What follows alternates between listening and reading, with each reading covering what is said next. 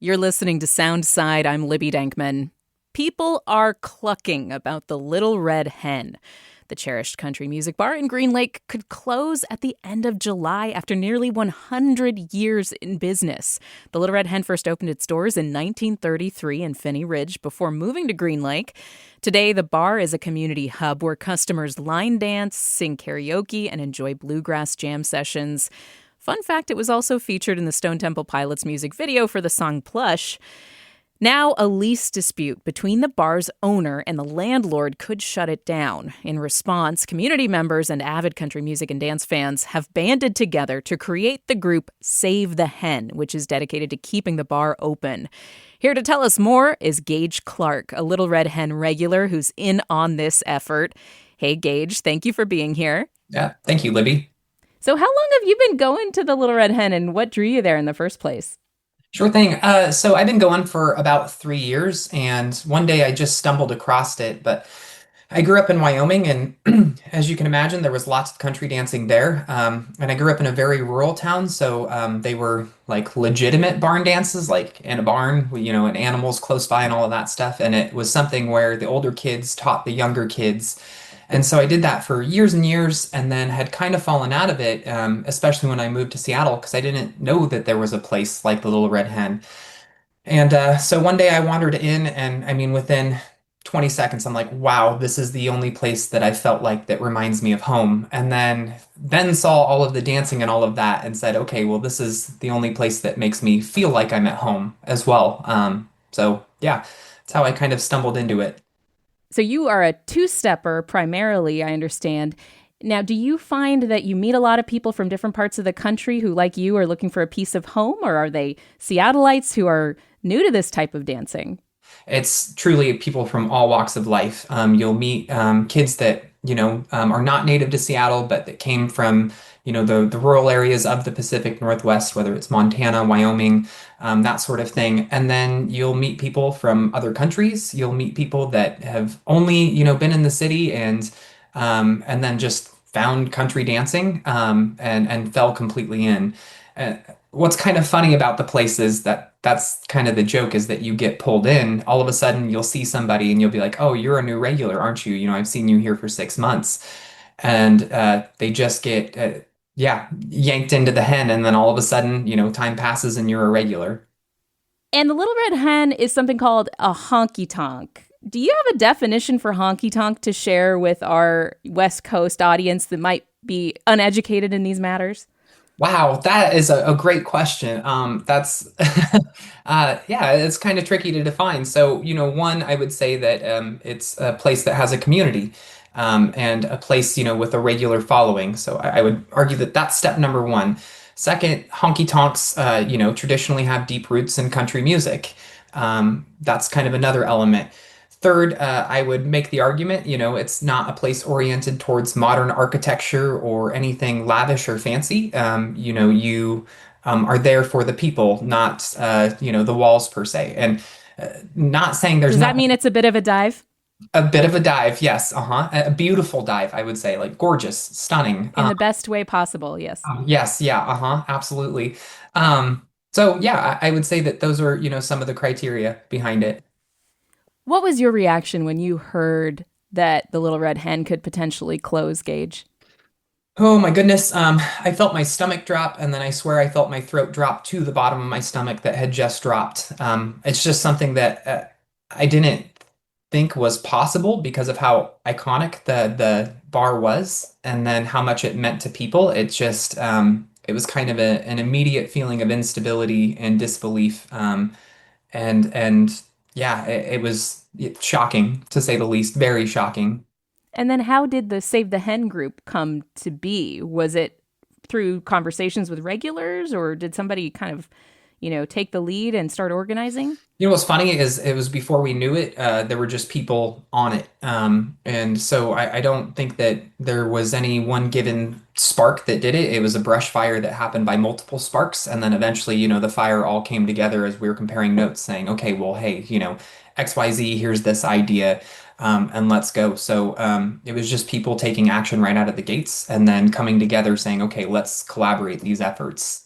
So this closure is due to a lease dispute between the building owner and the bar owner.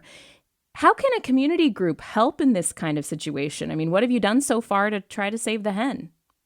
Yeah, that's a really good question. So yeah, just to again clarify, Save the Hen is not involved in the business owner or the building owner and any of the legalese. We are solely focused on the community itself, and advocating for that. And in part, you know, showing Seattle that there is a community here, but then also getting other members of Seattle to show their support and really kind of highlight that, this is an iconic place in Seattle that means a lot to a lot of people.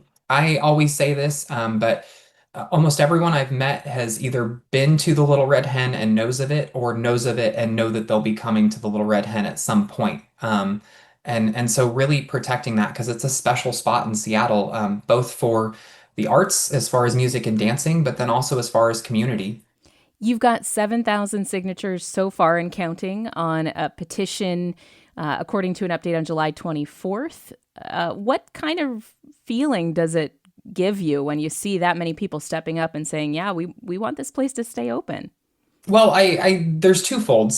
So the one side of it is it's really encouraging to see that the Little Red Hen has touched so many people. And then, on the Save the Hen side, I'm personally like, I know there's so many more people that do support it. I do, and it's a matter of reaching them and, my efforts towards it. So I feel on one hand that it's so encouraging to see the community have this reaction and agree that this is something special.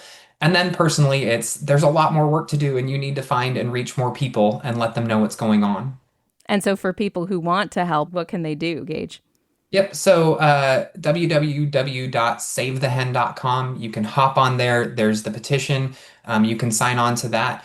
And then there's other ways you can volunteer, you can donate. I mean, however you can help, but the website will kind of point you in the right directions on those. But the big one, if you could please sign the petition, that is super helpful. I think about a lot of the places that have closed over the years that have been, classic nightlife spots. And I do feel sad about losing them. At the same time, I know it's hard to stay in business as a bar and restaurant or, a spot like this. There's few, places hanging on, Hattie's, the Blue Moon, spaces that have been open for a really long time. Why do you think that the Little Red Hen has had staying power so far? Absolutely. So, the place is packed and is constantly packed. So, it's supported by the community as a business itself. But then second, it's that special part of it where you kind of get two things. You get one, the underlying community that are the regulars that are there every week, year after year. It was funny. I was told the other day that I'm a new regular and I've been going there religiously for 3 years. And I'm like, oh, that's a new guy on the block at 3 years. Okay. But then the second part is it being special to Seattle at large, where there again, people know of it, people have been there, or people know that they'll be coming. So you kind of get those two layers, that base community, and then you get the larger community supporting it. And so I think that's why for 92 years it's been here. And I think given the opportunity for another 92, it will be there. For somebody listening to this and they say, bars and restaurants, they close all the time. Sell us on this, Gage. Like, what will be lost if the Little Red Hen goes away? Oh, goodness, so much.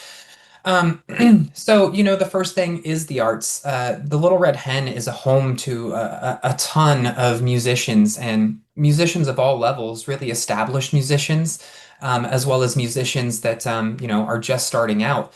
And it really does a good job of fostering that. And we have a great regional music scene, like an insane one, with so much talent. And then, the second thing is you get the dancing and the arts behind that. People don't think of country dancing like ballet or ballroom dancing, but it's one of those things where you watch the dance floor and you can see some people are very skilled and have been doing it for 20 or 30 years. And, it's body movement and connection and a language between two people without a word spoken. And that's something truly special. And then you actually get the community aspect of itself, right? There's regulars, and this is so funny to me. Some of my best friends don't know their last names. They're saved in my phone as, I don't know, Kevin and then LRH for Little Red Hen. And that's how we all are. A lot of us don't know what we do professionally. We don't know our last names or each other's last names, but we know that we know them from there. We dance, we laugh, all of that stuff. And then the next thing is um, just, um, I guess, just in totality, the Little Red Hen, where all walks of life come there, and you can see people born from any place, smiling and dancing and singing along to Merle Haggard, even though that's totally not, from their background. And there's no restraint. I mean, there's no um, politics are checked at the door, and pretty aggressively, and that's kind of a community agreement where we all know this isn't where we bring this. We come to disconnect. But you'll go to the Little Red Hen and see a 25-year-old dancing with a 90-year-old.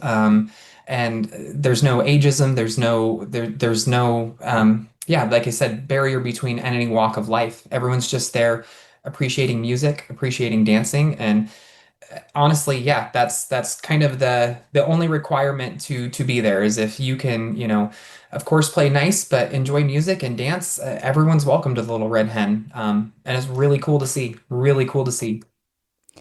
Okay, I'm going to ask one more question, Gage, and it's a personal bugaboo for me.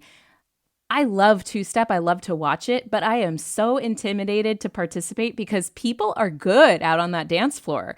What would you tell a beginner and a wannabe like me to help ease my mind?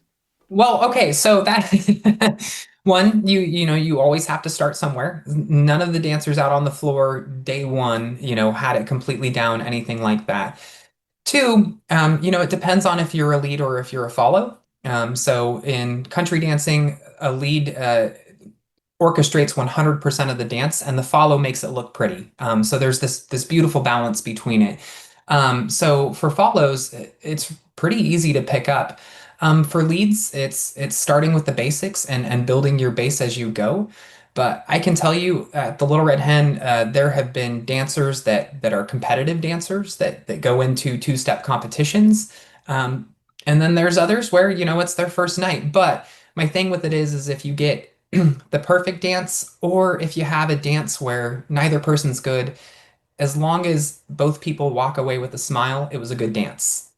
Anything else to add before we go?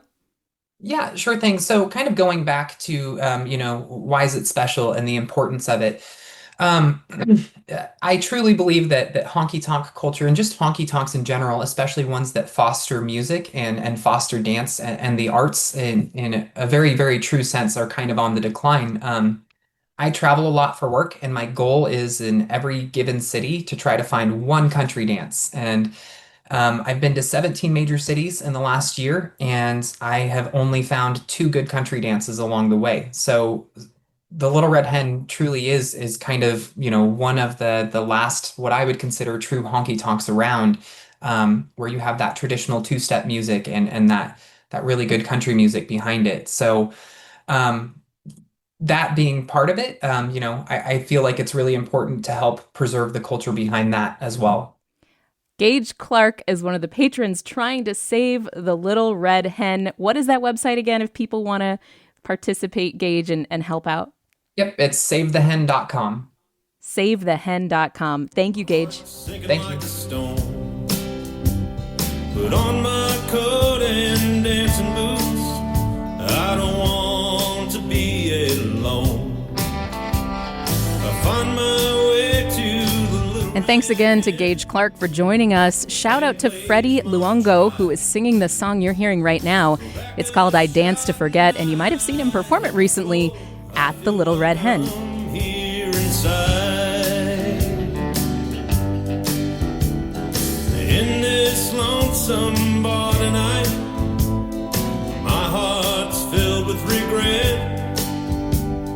Some dance to remember, I dance to forget. Thanks for listening to Soundside. By the way, this show is only possible because listeners support us.